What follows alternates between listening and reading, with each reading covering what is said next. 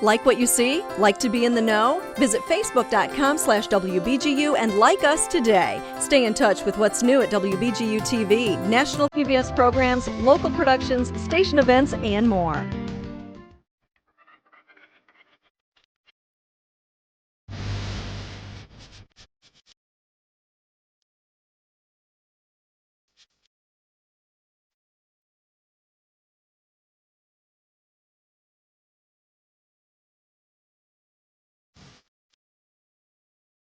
The Buckeye Telephone Museum was started by several of the telephone employees.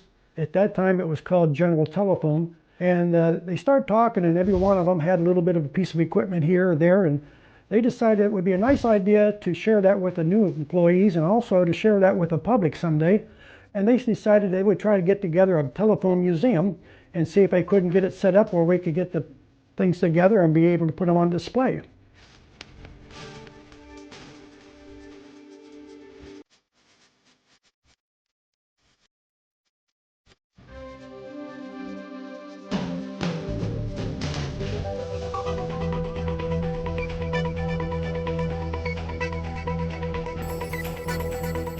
Each phone company started in a town by the need of somebody wanting to talk to somebody else, and it advanced from there to pretty soon you had 2 or 3 phone companies in the larger towns.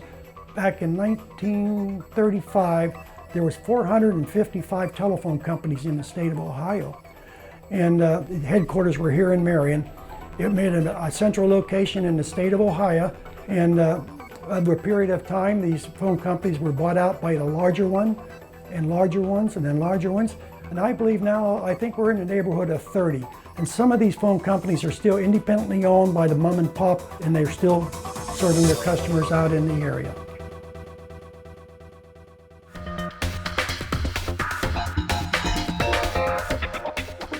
We have a variety of different telephones. We have some phones in there that are the actual telephones from back in the 1890s, and they call them a magnetophone because inside it is like a little voltage generator, and it has a crank on it. You've heard of people calling these phones crank phones. Well, it's a crank phone because you have to crank it, turn your handle like that, and turn the generator over so it would send a voltage out across the line to the next phone that they were calling. We also have inside the museum a wall full of different types of wiring that's been used over a period of time. Some of it are house wires that go directly into the house. Some are smaller type cables of different varieties. There's a good group of metal candlestick phones in there. And we were so lucky to get a group of those here not too long ago. And they're actually made out of metal. Several of them are made out of brass. Some of them are painted little colors. Maybe twice a year I'll get calls that people want to donate either a phone, some equipment, and I have had several calls and people call up and they just want to donate a lot of the equipment.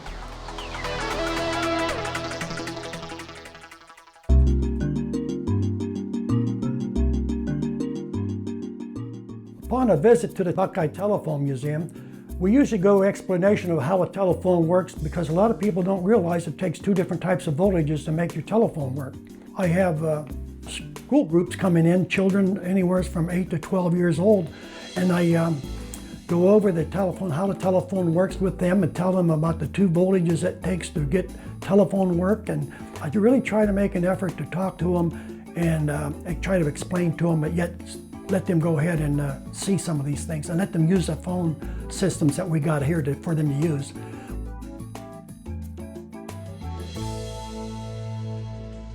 This telephone museum is important to me because a lot of people have put this stuff together and they're relying on somebody to share all this stuff with the general public to help keep the history of the telephone industry alive today. It took a lot of hard work and it took a lot of dedicated people to be out there in the rain and storm to keep the phone lines working.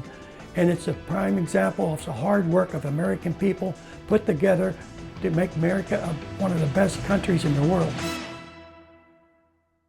Scenic Stops is brought to you by WBGU-TV. Support great local programming by giving now at WBGU.org/pledge.